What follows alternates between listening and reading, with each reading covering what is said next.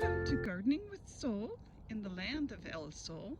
It's a little bit windy and I'm standing by a road looking at one of the interesting Australian acacias. Now you can tell it's an acacia. It's got those puffball flowers like so many acacias. But look at the foliage. Very interesting foliage. Really, it's growing in the shade under a mesquite tree and it's tolerating it.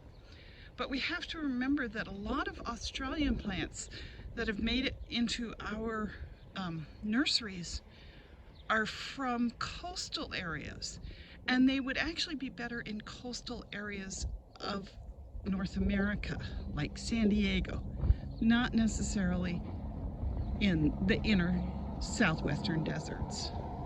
Thanks for watching.